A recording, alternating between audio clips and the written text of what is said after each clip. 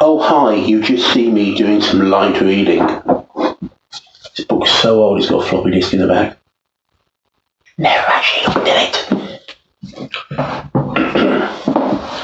So I am filming this in my filming room in Manchester. It's just briefly paused from the rain. I've got a skylight, so I do apologise for the noise. And I'm filming this on Monday the 2nd of November, which means in 2020, which means tomorrow is US election day. And I'm kind of wanted to do this a bit earlier, then had a bit of I want to avoid all American politics after having not got Sunday with it. But I feel I need to do this before the election. This is my 7 ways to fix America. And yes, there are many, many more things you could put in after this. It's not an exhausted list. It really isn't. And it's mainly we'll look at things and you can extrapolate on from these.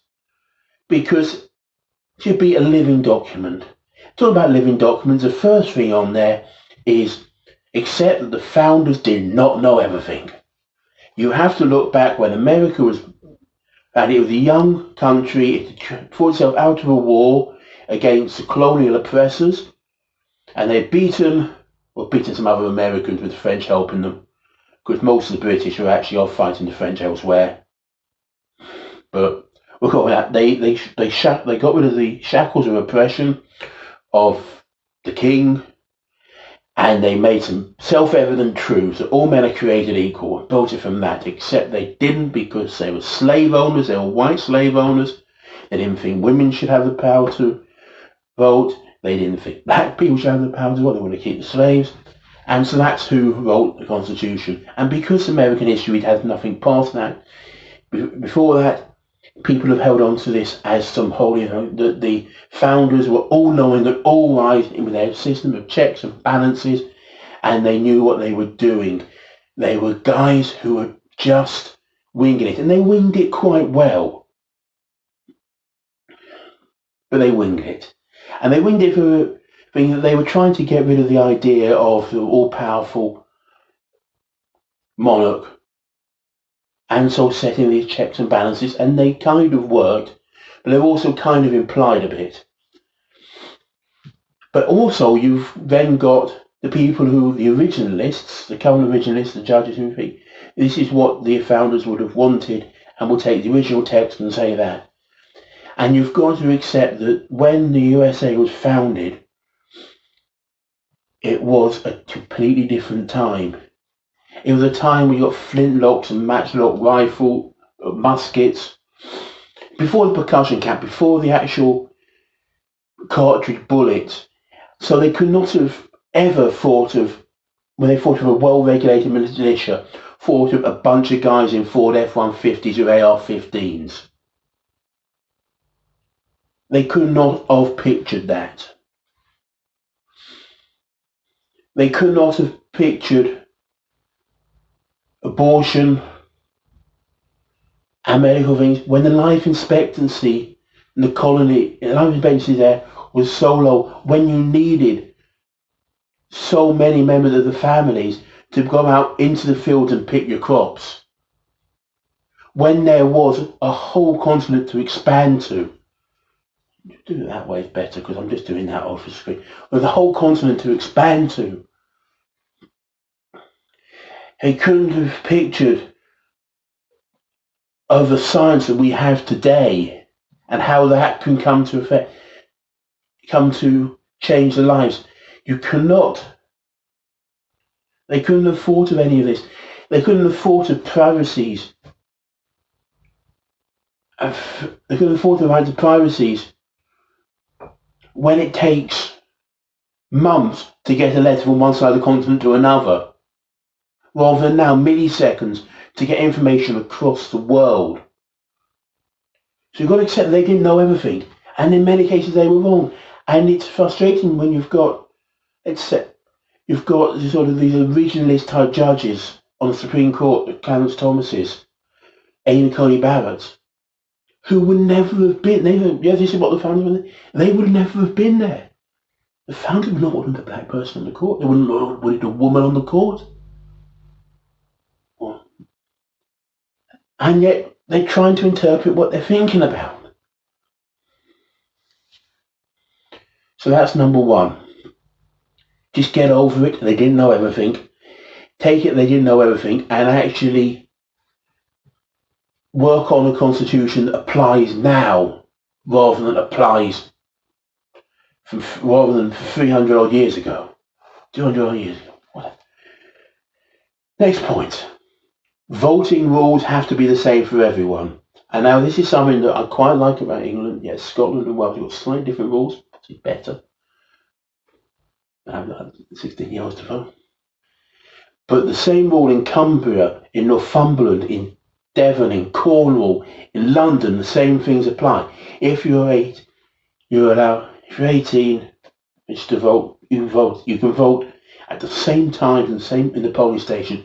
You can apply for a postal vote. The postal vote rules are this. They apply everywhere. In the US, it doesn't. It changes by state to state, by county to county. Some states, and the state isn't a big state border. I lived on the state border for a while. It's just a street. The end of the street. Oh yeah, that's Maryland. We were in Virginia at the time. That feels Maryland. And one state, one house on the street wall, one set of houses, you're allowed to apply for postal vote without any issues. The other one, you've got to put an excuse up. One state, you sign your postal vote, signatures match. The other one, you have notary publics. In one of them, you as long as the postal vote is in the mail by election day, it's fine. The other one, it isn't. One, they will allow drop-off boxes because of the COVID thing, and one won't. And you've got lines and lines of people in some places and then none in the other. You've got some states which will knock off ex-felons for voting. In Florida, they passed a rule. In Florida, they didn't allow ex-felons to vote. And then the population said, yeah, we want them to vote. So they're allowed to vote, except they've got to pay off a fine, which apparently is, except it's very hard to find what this fine is. So they can't pay it off. But in other states, felons are allowed to vote. Ex-felons are allowed to vote. Other ones they are. And how can you have equality if voting rights are different for every single person, depending on where you live? And yes, there is the argument, which we'll come back to, what works in Montana doesn't work in DC. Yeah, but we've got Northumberland and Cumbria and the Scottish Highlands, and we've got Edinburgh, and we've got London, we've got Devizes and Durham. These places are all different, yet the same rules apply and work. On a side tangent, learn how to bloody count. If Sunderland, on election night in the UK, can get all their boxes together, dump it out, and come up with an MP within a couple of hours, California counts for about 2 weeks. And also, they've got some electronic, some are paper, some are whatever. And it's county to county, precinct to precinct. You need an independent, or to just run it. These are the rules for everyone, this. And elections should be decided by the voters, not by the lawyers. Next one, number 3. Simplify police and law enforcement.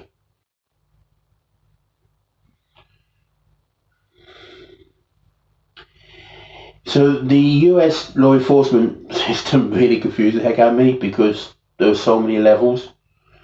So you've got sort of the county level of sort of sheriffs, you've got the city level, city police force, you've got state police forces, you've got highway patrols, and then you're going up to marshals. You've got the federal system, the FBI, the marshals, Secret Service, ATF, or whatever those ones are. I seem to be coming into this a lot. But if you look at all these sort of the local, the non-federal things, there's about 18,000 individual police forces. A city will have something. A city is incorporated, so not part of the county, but the county, the state, and all these interlocking and mixing police forces and jurisdictions. And you've got all these small things. How are you going to get consistency? How are you going to get a level of training across all the officers if you've got so many? And it's quite easy for one bad apple to get booted out from, or to leave one police force and go off to another one.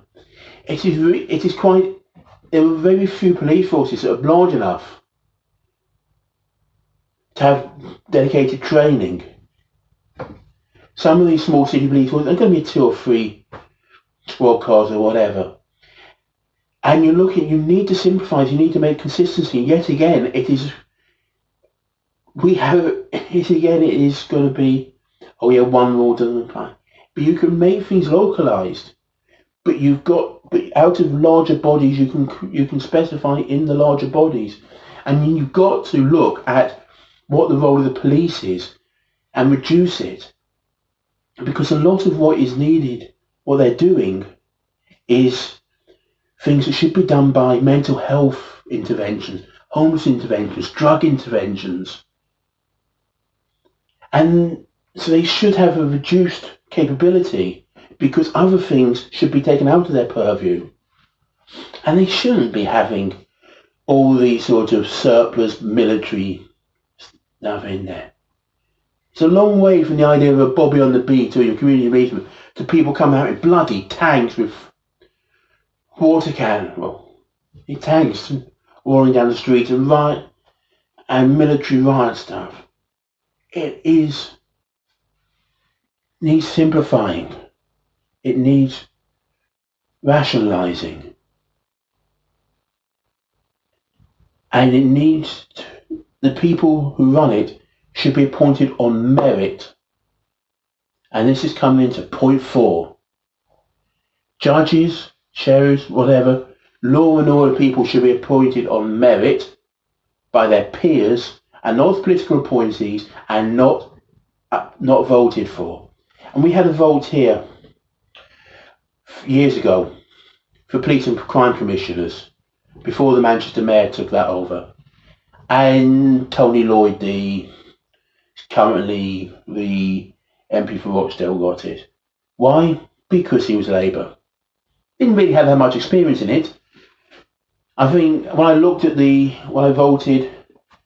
there was only one person who had any experience in law enforcement. There was a lawyer in there.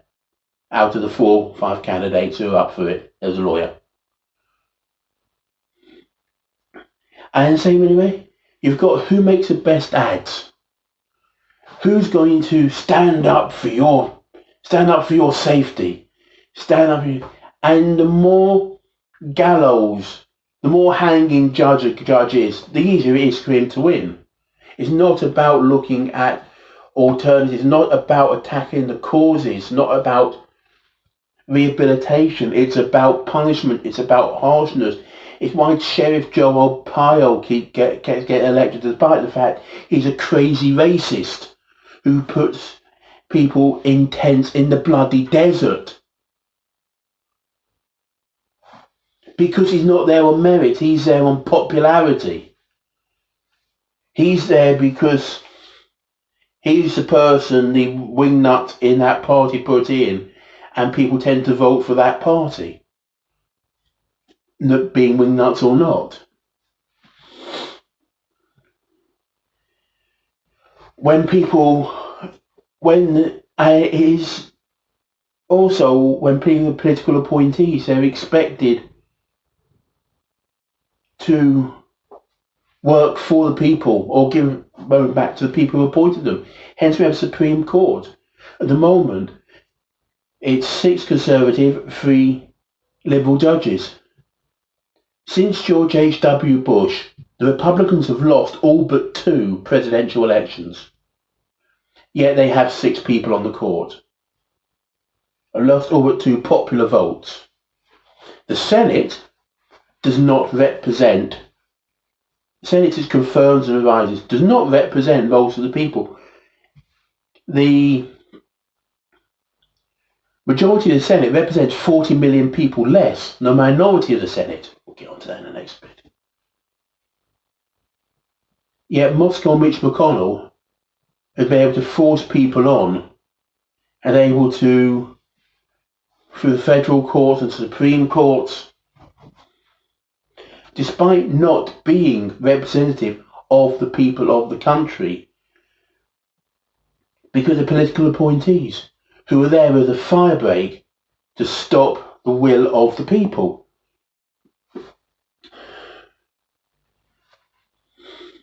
Amy Coney Barrett on the Supreme Court. Supreme Court suggests people at the top of their profession who have had years and years of being a judge, who have seen a wide range of cases, who have had expert opinion, who have gone through the process. She's been a judge less time than young Sheldon's been on TV. And she's Supreme Court with a lifetime tenure.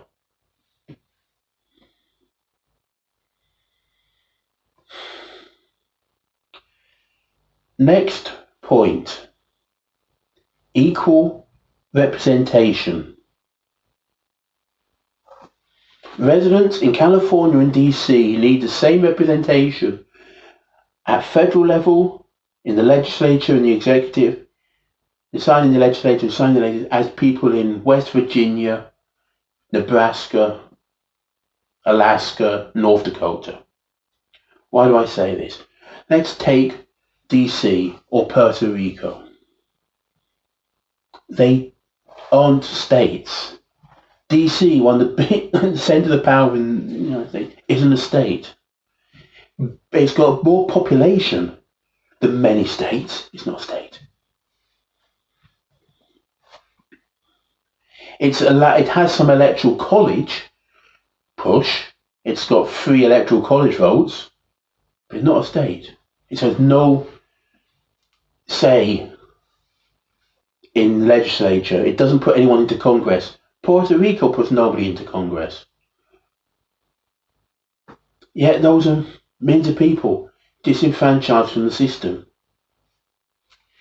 California puts 2 senators for 40 odd million people, one of the largest economies in the world, 2 senators. Wyoming, 2 senators. It's about 4 people and a lot of moose and some rocks. North Dakota, South Dakota, together, population that wouldn't even make it into 10 big, probably 5 biggest cities in California? Probably not. Yet they hit 4 senators. California gets 2.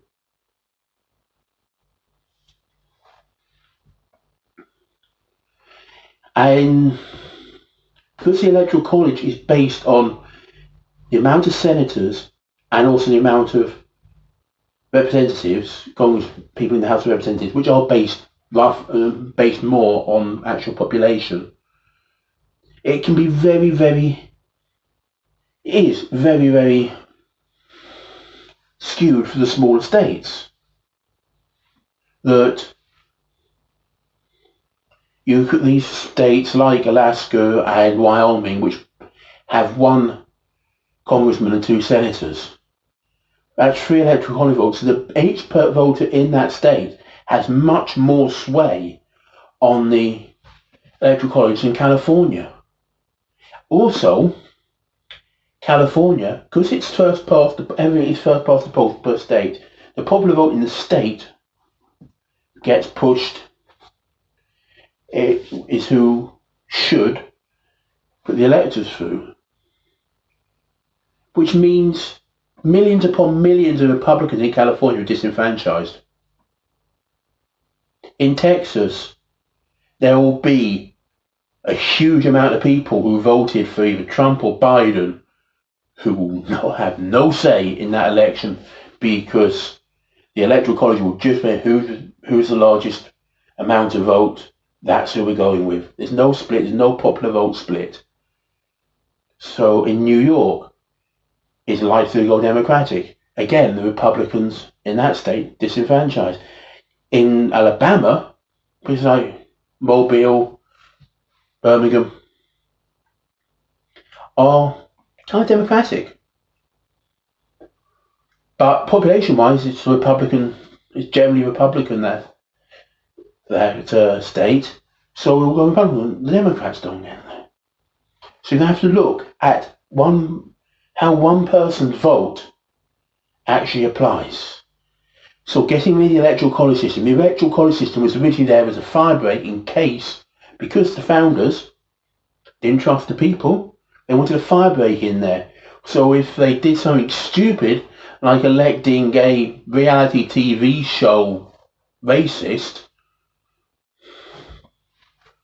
the electoral college could turn up and say, no, but they don't. So you need that, and you need to reform the Senate, putting in, hopefully including places like DC, Puerto Rico. Also, why do California get the same amount with all their as a place like Wyoming? Because we can't change it because it's what the Constitution says. The Constitution didn't envisage any of these places. They didn't. Most of the states were roughly equal sized. Most of the original states, yes, Rhode Island's tiny, maybe Virginia, but nothing. Texas and California were never seen. The vast plains of Wyoming were never seen. These things weren't envisaged when the Constitution was written. Next point. Everyone has access to health care free at the point of delivery.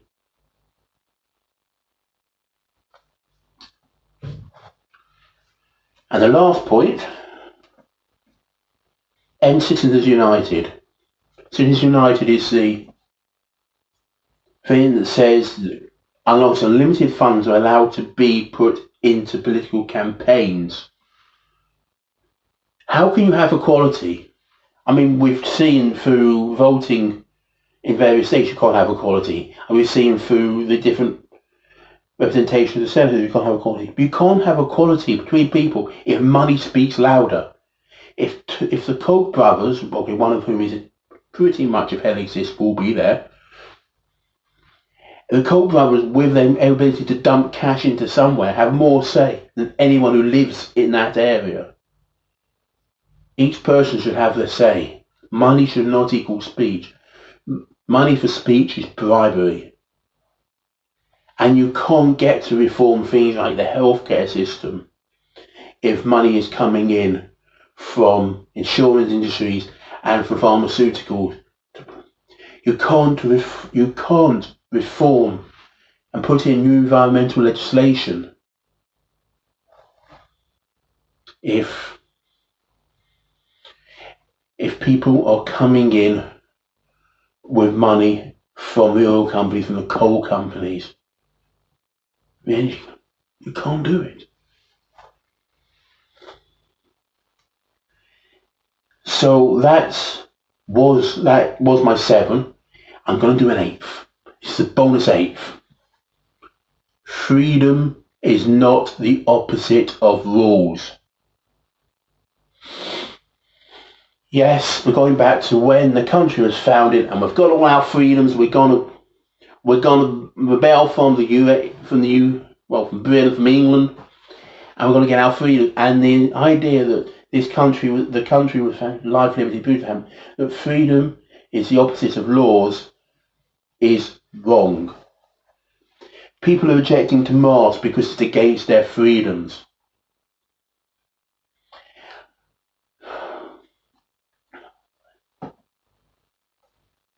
The freedom to breathe without pollution is enshrined by a law.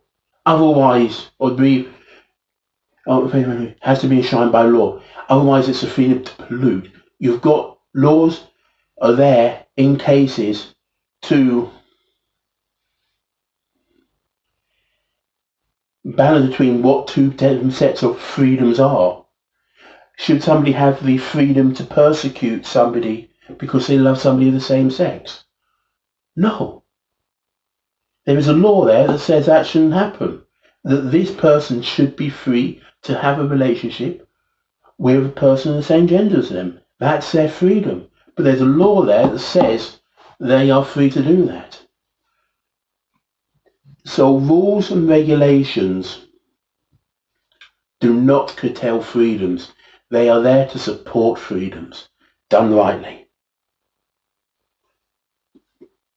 Done rightly, rules are there to support the freedom, and that should always be the idea. Oh, I'm cutting back regulation, as the Tangerine says. Those regulations on clean water, on clean air, on not chopping down forests.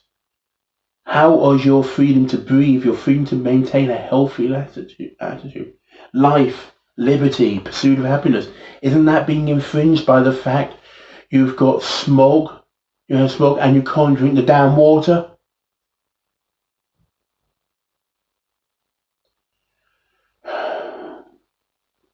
So those are my thoughts. There are many more ways to fix America, more than my 7 or 8 or 5. I didn't even touch on the Second Amendment. Not believe me. Or just how to bring together two opposing, looking at media or whatever. So there are many, many things. The first way to fix America is, if you haven't voted already and you're watching this video, and I don't know how you found it, because I can never bother with the tags, is go vote tomorrow. Get in line early. Wait with your mask on, social distance, go in with your IDs and whatever. You haven't voted already, and vote for Joe Biden. Because we never have a damn way to fix that country. He may not be the greatest candidate in the world, but he's a start. And he can bring people together, whereas Trump will never do it. To be fair, Biden's impressed me quite a lot in this campaign. I mean, he's not my first choice. I don't, but he's barely put a foot wrong. He's been a president they should have had in these times, because the other one morally went AWOL. So please, just vote down and fix your damn country. Because, yes, it's hypocritical. Well, the UK, we're falling apart. We've got Johnson, we've got Rees-Mogg, we've got fascist Farage, we've got Cummings, we've got Brexit, we've got everything is falling apart here. And you had the World War II spirit. In the World War II, if the UK, British Empire, and the US had stood up for democracy in the world, and we can't let democracy fail either side of the Atlantic as it's doing at the moment. Please try and fix your country and give us an example to follow. Please.